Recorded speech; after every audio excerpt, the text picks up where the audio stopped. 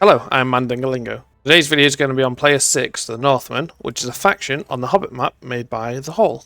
I'll be going through the base layout and important buildings, your heroes, your elite quests, your basic quests, typical gameplay, your unit composition, and then give you a quick summary.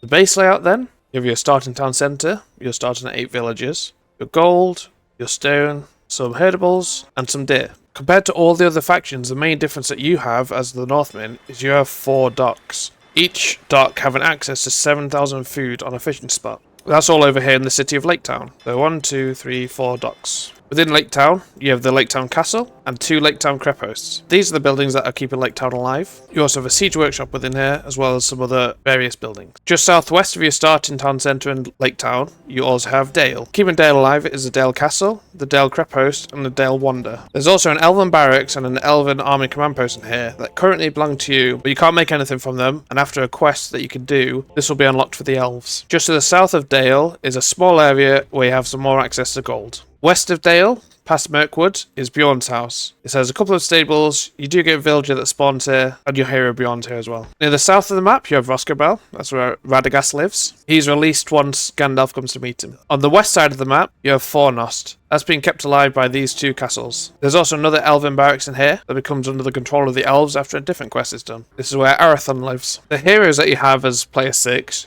you have Arathorn, you have Radagast, you have Beorn, you have Gandalf, who's unselectable at the start of the game until Thorin comes to meet him. You have Saruman, who starts in the Grey Havens. Also in Laketown, you have Bard the Bowman. But most importantly, you have Bilbo. Bilbo dying is a global elite buff for all of the evil side, so he is your most valuable asset, and keeping him alive is very important. The elite quest you have as a Northman: killing Ered Mithrin up here, that involves killing the castle and the Wander. Killing Angmar, the Witch King's Hall's fortress, and the Carndum Castle. Doing so will also remove these rocks towards Gundabad.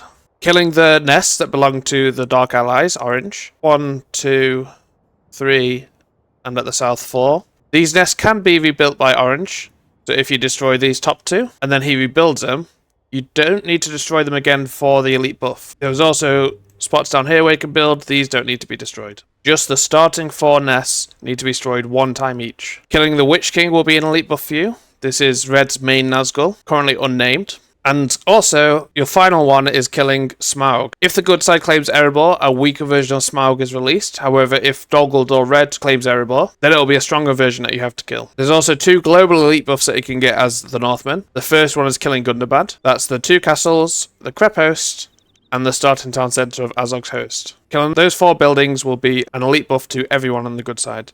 The same with killing Sauron. This can be done before or after he's been released. The basic quests that you have to do. The first one is a meeting between Gandalf and Thorin at Bree. Once Thorin arrives, Gandalf will be free. You can then take control of him. From there, he'll need to come down to Roscorbel to meet with Radagast. Once Gandalf arrives at Roscorbel, he'll spawn a villager and Radagast will be free to go. From there, your next basic quest decision is you can either go up to the Shire to wait with Bilbo, or you can come into Dol Guldur and try and free Thrain. To free Thrain, Gandalf will need to destroy one of these wall segments, run in. After doing that, Thrain will become under the control of the Blue Mountains. From there, you'll need to escape, and player 5 will need to bring Thrain back to Thorin's halls, whilst you can bring Gandalf back to the Shire. After coming down here to unlock Roscorbel, you can create the Woodsmen, which are Norse warriors. They're created in the tower in Roscorbel, and also the tower in Beorn's house. After that, your next quest will be the meeting in the Shire. So you just need to bring Gandalf and Bilbo here to Bag End, and then the Iron Hills and the Blue Mountains will bring their respective dwarves here, which will free Bilbo to join on the adventure. From there, Bilbo and Gandalf will need to go to Rivendell to meet with Elrond, and after that, the Blue Mountains will want to be getting control of Erebor. But in doing so, he also needs Bilbo. So when they give the call to go to Erebor, Bilbo needs to go as well. Another one of your quests that gives a massive buff to Gandalf is the White Council meeting. Once player 1 Dol Guldur gets 400 kills, Galadriel and Saruman will be released from this castle, giving them the ability to walk down to Rivendell. Once they meet in Rivendell, they become significantly stronger. Another one for your quest is when Legolas arrives here, you'll need to have Arathorn and 20 Dunedain, which are produced from this castle. Doing so will increase your Dunedain production and give elves the access to this elven barracks. Another one of your quests that involves the elves is the Dale quest. That needs you to bring 20 of your Lake Town archers, which are made from your Krepos, and Bard over to Dale, where they will need to meet with Thranduil, 20 Mirkwood archers, and 3 supply carts, which are made by the elves. This will increase the hit points of your archers, and it will replace some of your towers with ballista towers. Once you research elite longbowmen for your Lake Town archers, it will give Bard an aura effect. That increases the attack speed and movement speed of infantry and archers within the area. After the White Council meeting, if Radagast and Gandalf make it over to Beorn's house, Beorn is free to roam the map. This is also the same if Goblin Town dies. Goblin Town Castle and the Goblin Town Krepost. Those are 2 ways to free Beorn. To buff Beorn, Bilbo needs to arrive here with 7 members of the Dwarven Company. That will give Beorn a massive hit points and attack bonus. It also increases the production speed of your Beornings, which are made from Beorn's house. If you keep Arathorn here in Fornos, it makes your towers untargetable, so they'll constantly be shooting. However, him dying is an elite buff to Red Dog Guldur, so leaving him here is risky, but that's up to you. Another one of your basic quests is destroying Ravenhill. If you destroy Ravenhill, it'll give all of Goodside 2,000 gold each. It also reduces the training time for some of your barracks units, your Lake Town archers, and your Hearth Watchmen, which are your units that are made from your castles. Once the castle is destroyed, it gives you 4 foundations on the floor of fortified towers. If you bring villagers over here to build them, it'll give you good control over the Ravenhill area. Some of your quests can only be done after the claiming of Erebor.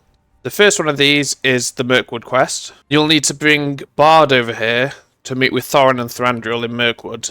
This will give a buff to the elves. Ones that give a buff to you is the Lake Town quest. For this, you'll need to bring Bard, Bilbo, and Gandalf over here, and elves will need to bring Thranduil. That will unlock your Dalish Knights, which are conics from your Krepost. The final quest that you can do after claiming Erebor is getting Bilbo all the way back to the Shire. If Bilbo makes it all the way back, which would be risky, it'll give global healing to every single military unit for every player of the good side. The healing works out to be 30 health a minute for every single unit. The typical gameplay as a Northman, you usually stay in the feudal age a little bit longer than everyone else because you're just sending all your villagers onto wood and getting a massive economy with all your fish. After that, most of the time you'll work with the elves. You can either go into nests here, up to Ravenhill, or from this side you can go into the Goblin Tunnels. You can also play out of Fornos and hit the Goblin Tunnels from this side, or Mount Graham. Sometimes, but not very often, the Northmen go up to Carndum and Nangmar. As you have quite good cavalry, you're pretty fast to get around the map. So if the Iron Hills are defending in camps and Redwater starts to get attacked, quite often you'll come over to help defend it. The main thing that happens though is elves and the Northmen go into the nests. They clear the path of the nests. That enables the Dwarven Company and Bilbo to get through and claim Erebor. Your unit composition then as a Northman, you have a wide variety of units that you can use. You can go heavy infantry. You have your Barding Herds, which are Flemish militia. You also have your Obuks, which are your Hearth Watchmen. These units have splash. You can go cavalry. You get really good knights. They get the stirrups, so faster attack.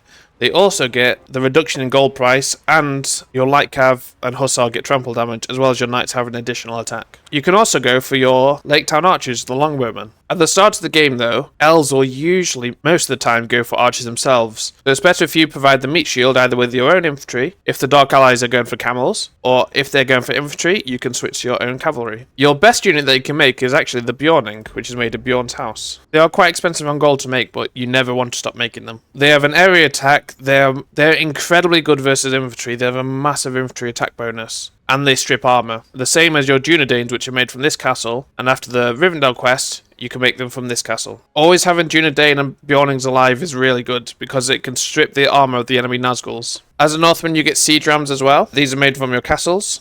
You have your castle in Fornos that can create siege, your castle in Dale that can create siege, and your castle in Lake Town that can create siege. So it's up to you really what you want to do with your unit composition. You want to complement elves as best you can, and you want to counter what orange the dark allies are doing. If they're making imperial camels, you don't want to be spamming your knights into them.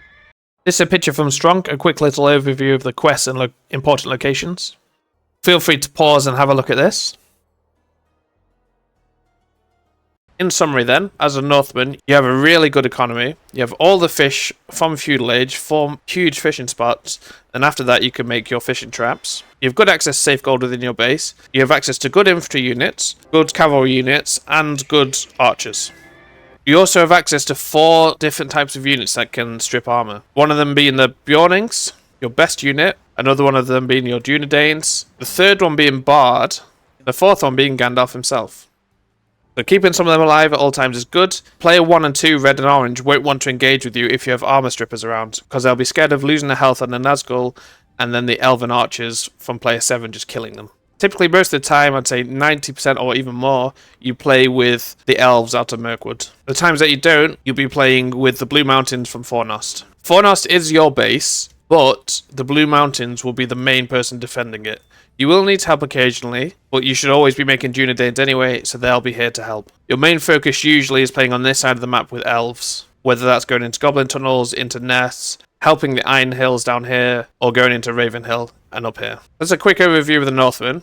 Quite a difficult faction because you have so many different routes that you can go down. However, just need to remember, complement whatever the elves is making, make siege rams, and keep armor strippers on the map. But most importantly of all, keep Bilbo alive. Yeah, that should be about it for now. Thanks for watching. If you have any questions, leave them in the comments, and the next video will be on Player 7, the Elves.